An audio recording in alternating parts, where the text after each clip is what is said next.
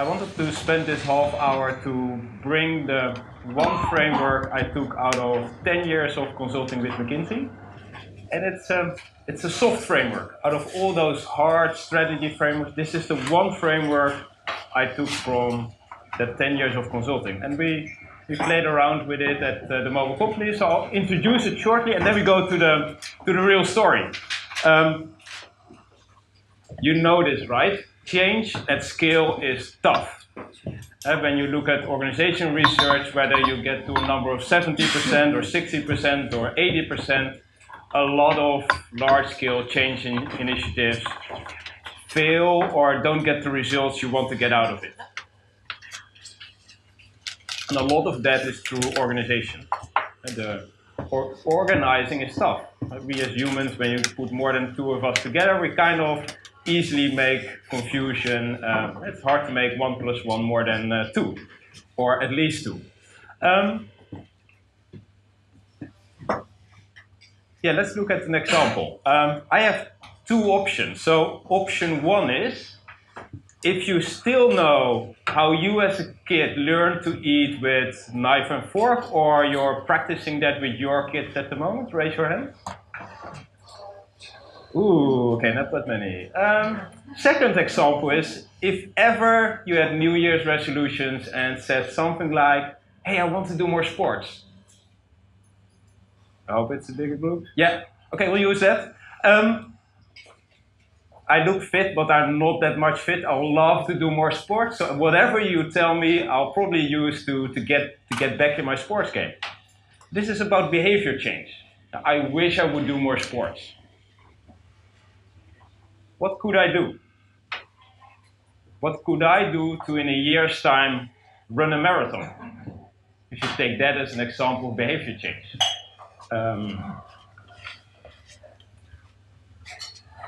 So let's call it out.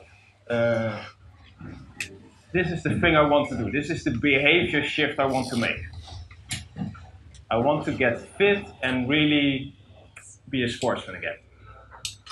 Tell me, what kind of things would you recommend me? What would I do? Training. What kind of training?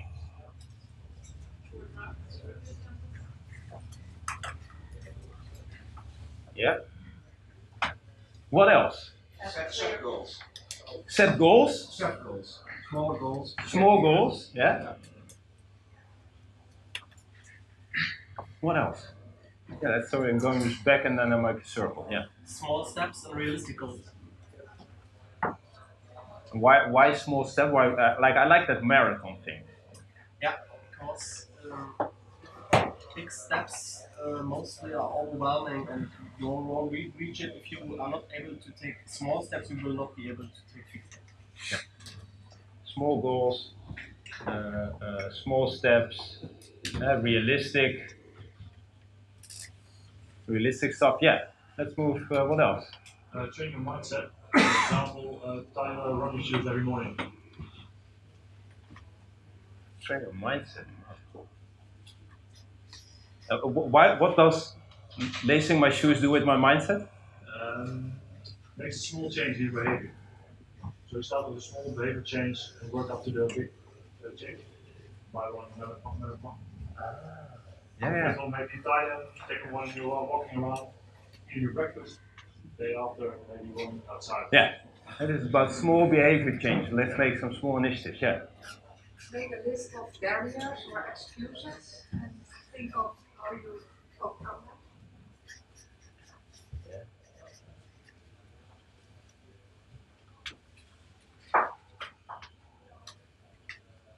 Well, yeah. Find a training buddy. Get some peer pressure.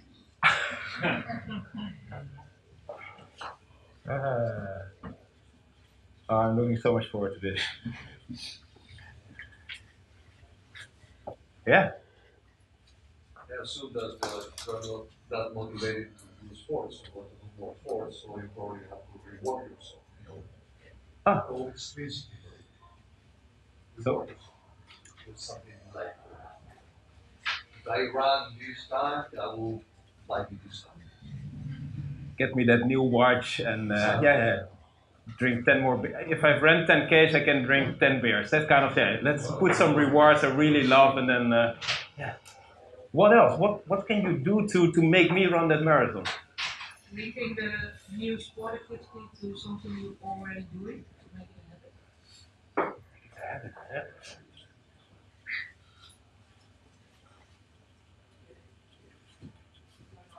Yeah. Needs to be a why. What's the consequence Yeah. What? a meaning or a purpose? Yeah. Yeah. The why, the meaning. Yeah. It's really weird. 4 hours. It's crazy. Why would I do this? Yeah. What else? I'm sitting in my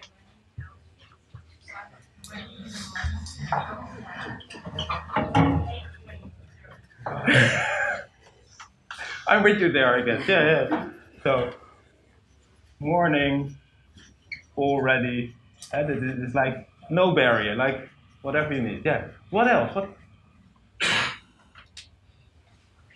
I'm not sure how to apply it to the marathon, but I really like the 100-day approach, where you pick something that you want to change in your habits. You do that every day, 100 days, and then it's a habit.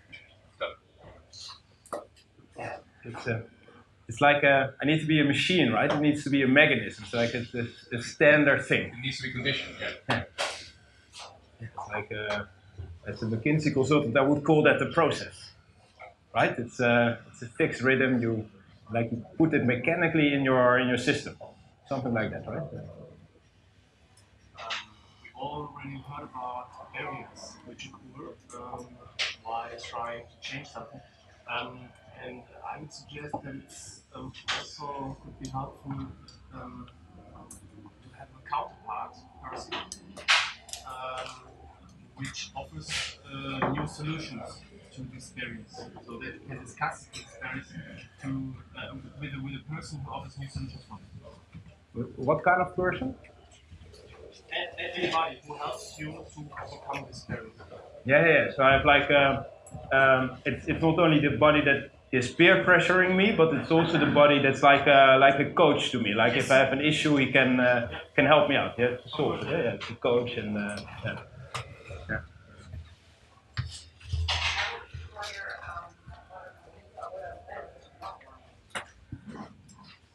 Why? I know those.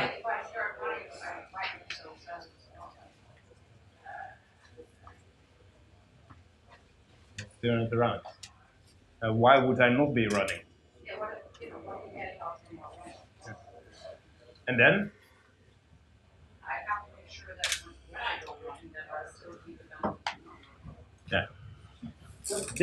Let's not lose those, right? If it's a downhill thing, if I only lose stuff and by starting the run, why would I do it? Yeah. It's not meaningful for me. Yeah. I still. Yeah. Yeah. Yeah. Tell all your friends that you will run a marathon in a year.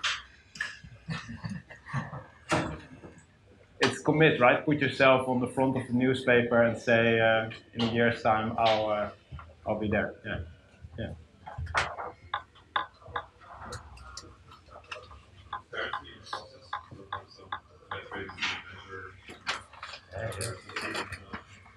Yeah. Support with another runner doing a marathon, so you can learn from his behavior. Yeah. The magic one. Yeah. Learn from others who are already who've done it already. Stuff like that. Yeah. Read the book. Read a book. Yeah. So it's all about skills. Yeah. Surround yourself. No, you probably will sport or running probably many of your friends are not doing it. So surround yourself with people that are doing it, and you feel more pressure. Yeah. Surround yourself with like-minded people. If all my friends are drinking beer in the evening, the chance that I will start running, I don't know, right? But if all my friends are running, I lived for a while in Ethiopia. It's a great place to start running marathons. At 6 in the morning, they're all running. It's crazy. So this is it. if you put in the middle, I'll change my behavior if.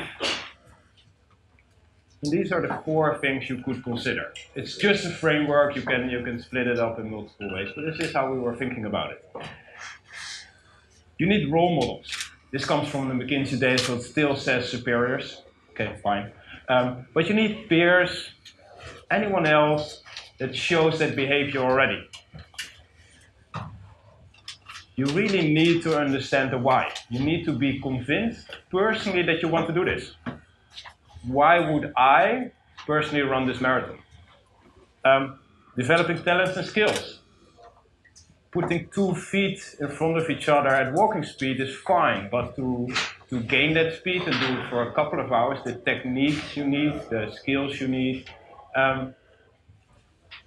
If I ask my kids to eat with knife and fork, the ability to do that coordination, it's a pretty difficult skill.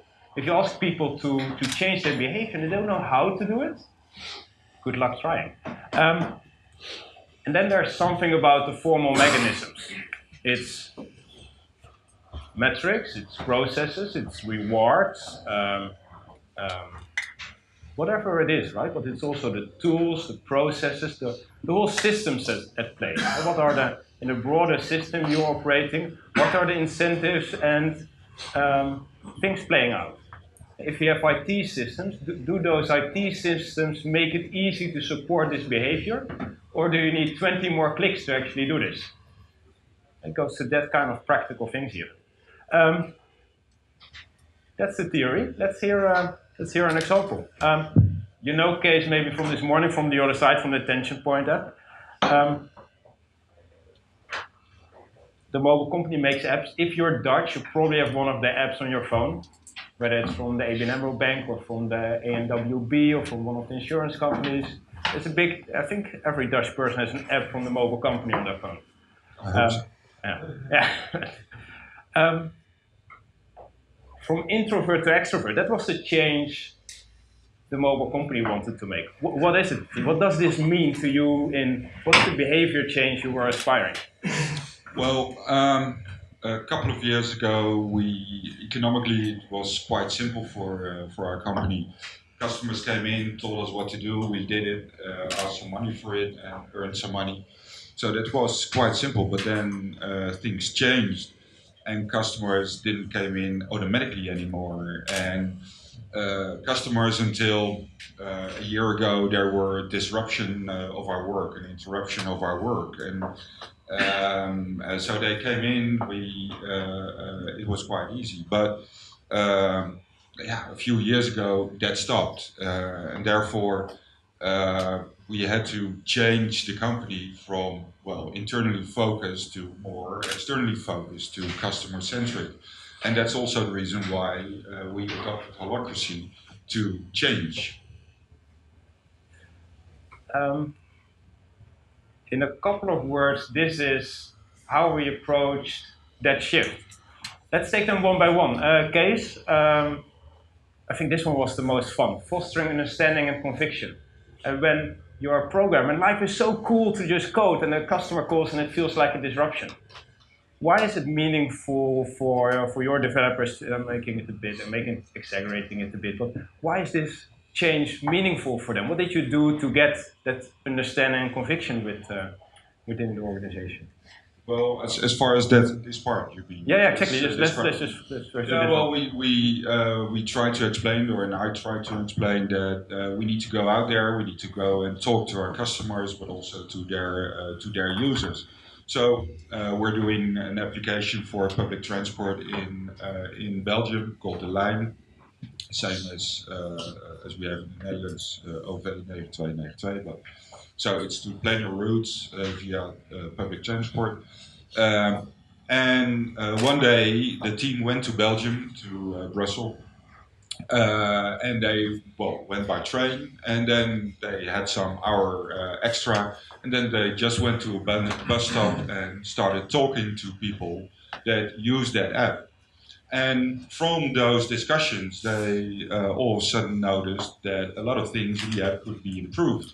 And they came back quite enthusiastically, and especially this customer, we turned from they telling us what to do into we are now advising them, or our programmers are, the team is, what the customer should do based on talking to customers. We didn't do that before. And since the team was very enthusiastic, we got a new assignment. Yeah, this is really helping for the rest of the organization to go from introvert to extrovert. So that's the way you can use this, right? Have very specific targeted interventions. And when you hardly talk to your customer, to make the step to travel to Belgium, to stand in the rain in a bus stop, to talk to the customer's customers, and give that feedback back internally. And just a small intervention made a big. I came back the week after, it's like, wow, what happened? And then the stories were around about the customer and what it did to the customer. It was an incredible, sharp interventions you guys did. Yeah, yeah.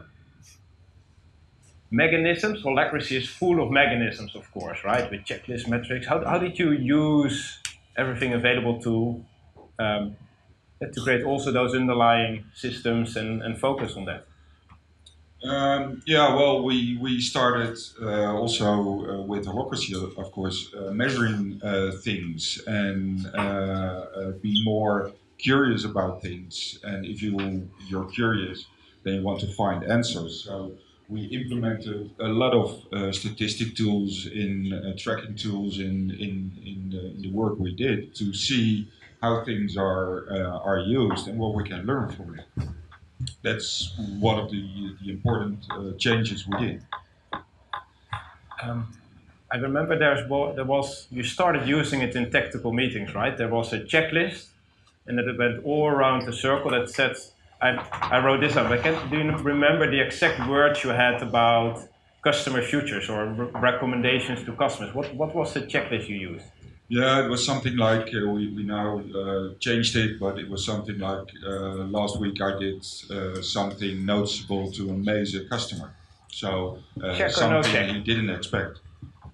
And to have to say check or no check on that, yeah, make so much awareness of, hey, did you last week really amaze a customer? Check or no check. And you adapted it in roles, in policies, in strategies. You can use the whole Holacracy system to support the change you want to make.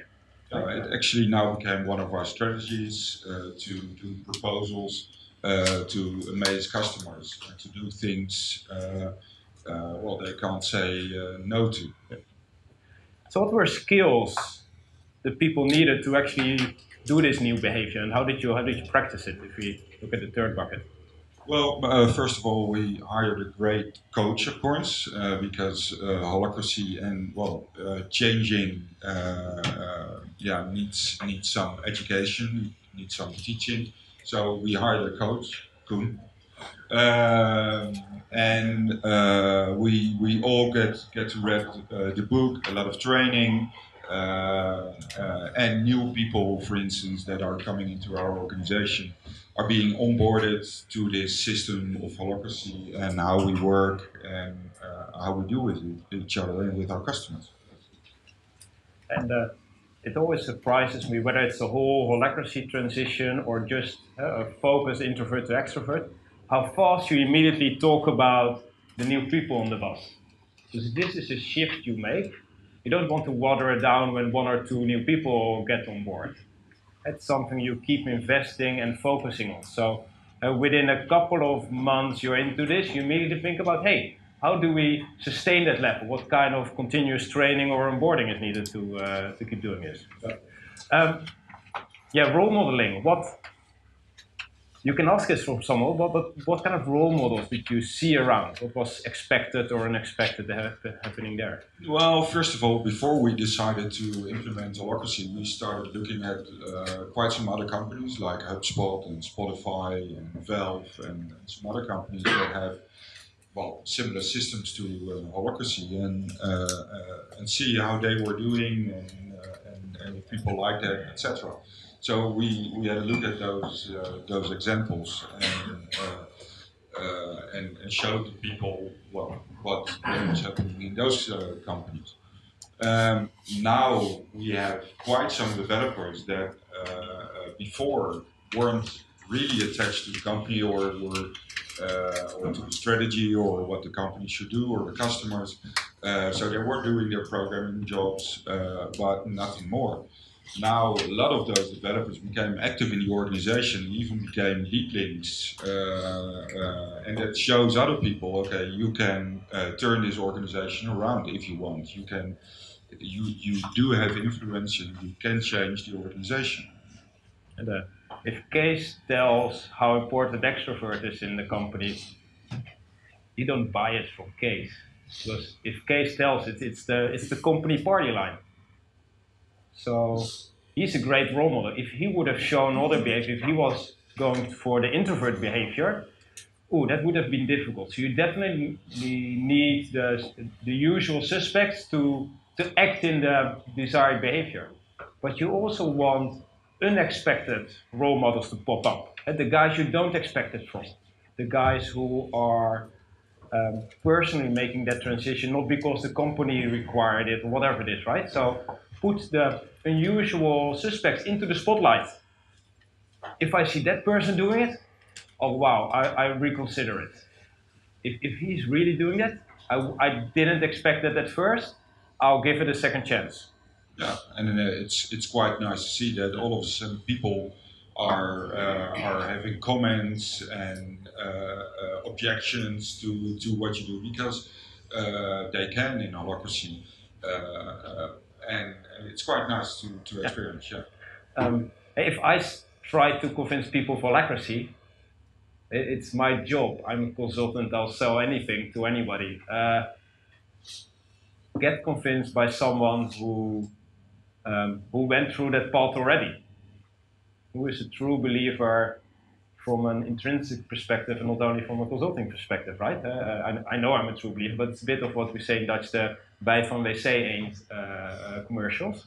It's not, I can translate it. So this is it. It's a ridiculously simple framework, but you can use it to make between two people a behavior shift transparent, and you can use it. I've used this for the 250,000 Dutch teachers to create a culture where they were collaborating again and started learning again. The Dutch teaching profession is, strangely enough, a profession where people don't learn.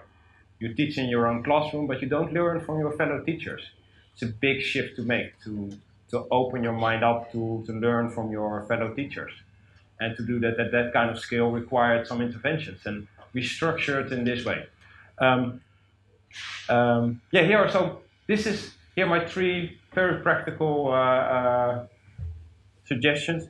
Be uncomfortably explicit about the change you want to make. From introvert to extrovert, it kind of hurts to call everybody an introvert, potentially, right? And be explicit about what the changes you want to make. If it feels fake, you probably won't make a change. Try to be really explicit of the behavior you will love to see, and build it up with stories. So what does it really mean? What do we see people do in the organization when this really materializes? You need to fire on all four cylinders. If you try to do a change program in just two of those elements, it's damn hard work and you get a quarter of the results. If you use all four elements, it's much easier to achieve change. A lot of organizations have a natural sweet spot. They either only talk about it or they only train about it. Or big banks focus a lot on incentives. If you look at change programs in banks, they're primarily here in the bottom right, focusing on the incentives and the mechanisms, not doing training and not telling why it's important. Focus on all four cylinders. And then the last one, if there's one of those four pointing in a different direction, it won't work. And the toughest one in organizations is the role modeling. If you say, hey, we'll do this with everybody, and then the usual suspects are not doing it, you won't get it. They show the opposite behavior, not a chance you'll get through a behavior shift. So be a change architect. Use this to have conversations. Use this to think about practical interventions you can do to make something fluffy, intangible as culture or behavior possible. That's it. Great, all right.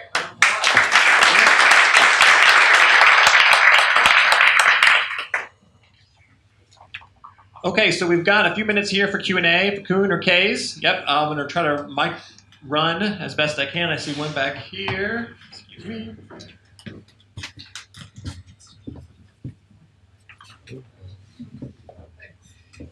Hi, thanks for this. You might have just changed my life. But I'll let you know in a year. And you did with mine. The framework. For The framework. Yeah. So I pick on something you said. It's ridiculously simple. But is that because it hides the complexity of the depth, meaning the recipient, the receiver, the one who goes through the transformation? If the middle statement, I will change my mindset, if that is not the middle statement, if the middle statement is, I will not change my mindset, which is where a lot of change hit, is resistance to change. So if that means that still the framework is valid, but the depth and the type of activities that you have to put will vary based on how it's going to land on very different people. Yeah. Very true. If the framework is simple, coming up with the interventions that work for the scale and the complexity you deal with, that's the tough part, right? But at least in good Holacracy practice, you can iterate with it. Start with a couple of interventions and go to a bus stop in Belgium. What this helps me in transformation programs is month by month think about where are we in this. If you have the transition explicit, what are we doing now? Are we firing on all cylinders? What would be our next action? Which of the 4 buckets needs more attention?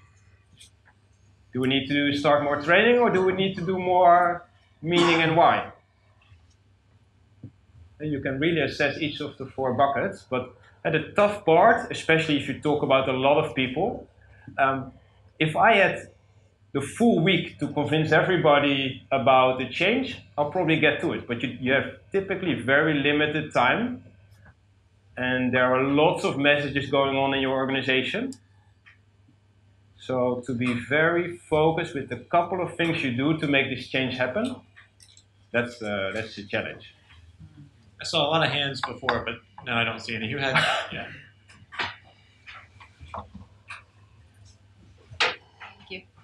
Well, it's maybe related to what you just said, and specifically about the role models. Is there an insight or something when we detect that people are going the other way? What can we do, or how is that possible? Did you see it happen in reality? Yeah, it's an example. Oh, yeah. Yeah, well, you have to focus on some people that are important in the organization and talk to them and try to convince them. What we did before we started Holacracy, we asked people, okay, if we would have to send a team to Mars, which of your colleagues would you want to send there? Because we're trying to start a new company on Mars, so not for the wrong reasons, because for the goodwill. So who's representative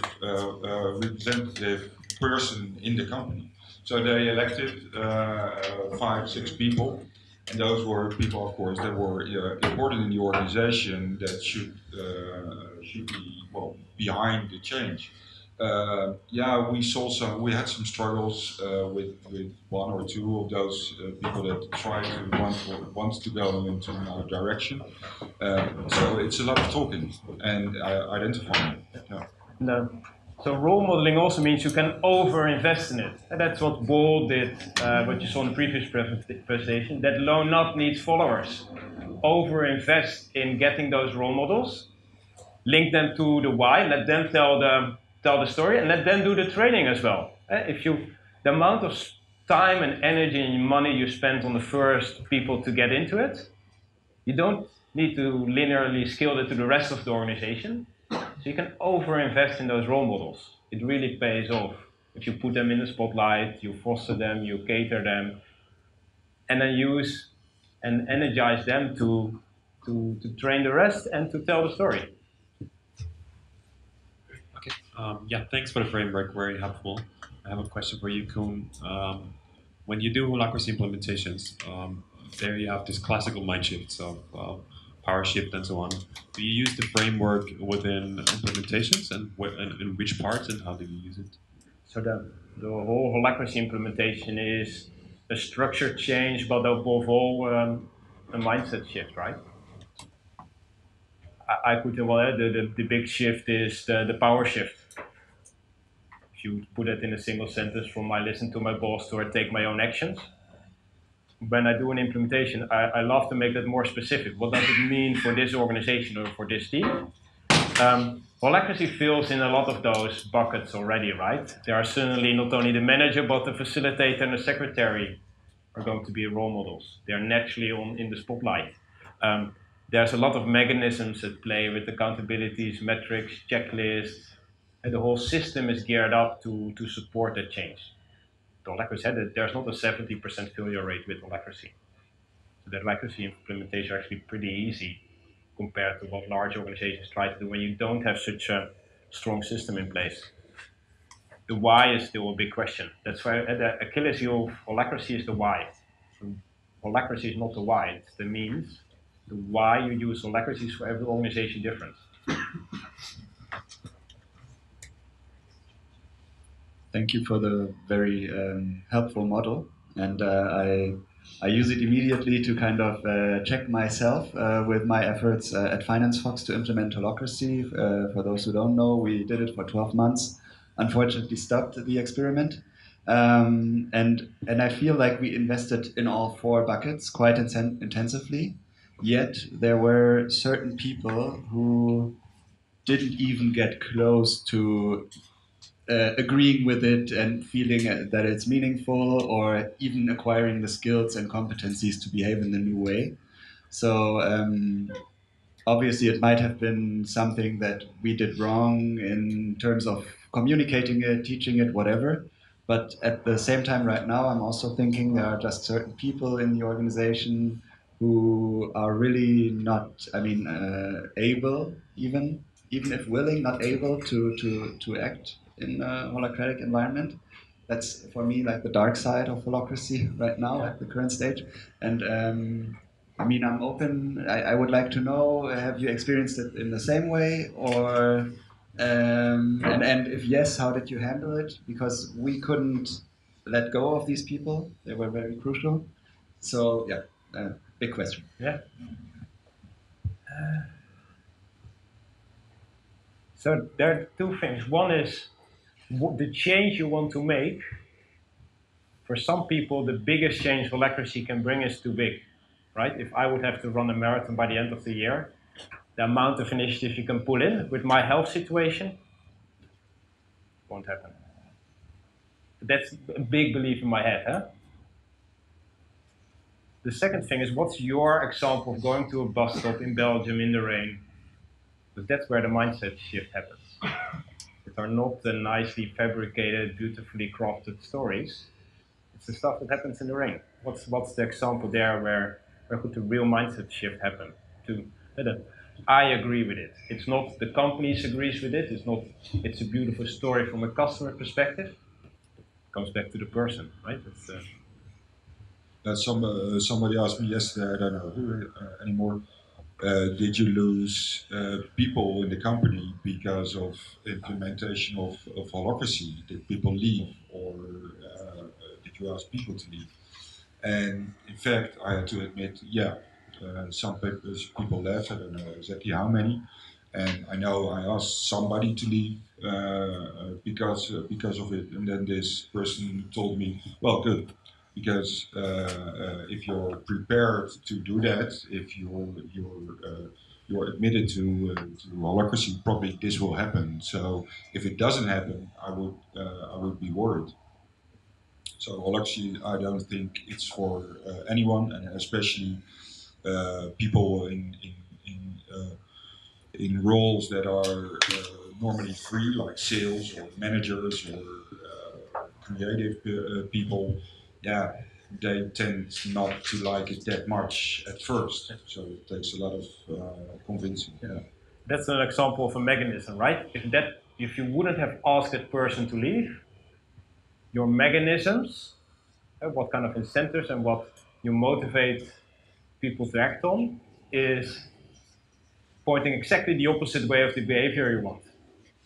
So this also requires some strong action to really show that you're into this game to make that shift. If you don't act on it, it's just going to be blah, blah, blah, blah. Hey, yeah, a few people, blah, blah, blah, blah. And I don't know the Firefox situation, but it required some tough actions at some point in time to really show that you're putting it through. Can I add one more thing about that? Frederick was mentioning the dark side of Holacracy, and that's actually the reason why I left Holacracy One, to dive into that dark side. And I think I really like what we're talking about right now, but there is still some resistance when you start with the behavior itself, right? And so the key is to start with the mindset and understand what is the current belief system, so you can shift naturally without convincing, which is key, the behavior. And if some of you are interested, I'm presenting something about that tomorrow. Wow. Other questions, comments for our presenters? Sure. One more? We have time maybe for one more. So help me with that, and I know it's following up on a lot of, let's say, I will change from, and forgive me for being politically incorrect, I will change from voting Trump to voting somebody else. So a clear population that is not ready for. How would you go, what is there any experience or anecdote that can say, in cases where you sense there is a strong resistance for that change, what would be a good hint on where to start with and where the antenna should be to make this work? Or there isn't such a... So if I would take from Trump to Obama, from Trump to Clinton, and say, oh yeah, we'll work with that, we probably end with something superficial. So the first thing is, hey, go deep in why that change. Why is that relevant for you, for the organization?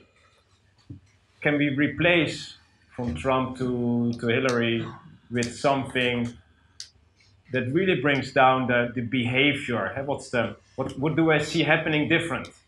Are these our two labels? What do we really see people doing different? Let's build it up with some cases. Over the last months, when we were in the Trump mindset, we did this, this, and this. We shouted to each other in meetings. We make fun of important people like the media. What is going to be the two side? Eh? Let's make it black and white. Let's make very clear what the shift is.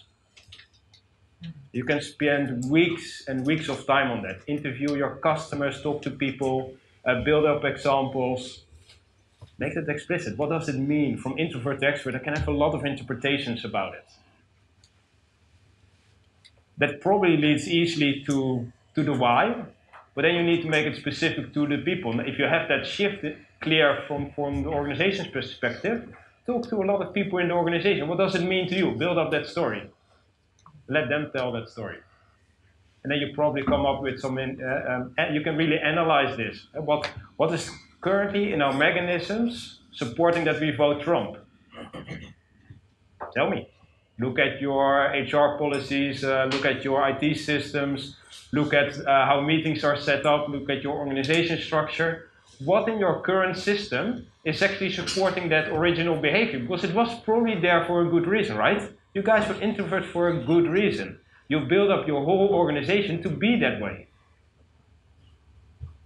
And only then you can probably come up with some good interventions about what to change. But to really make that shift, go deep first before you start acting. Great. Well, that's all the time we have. So a big round of applause for our presenters again.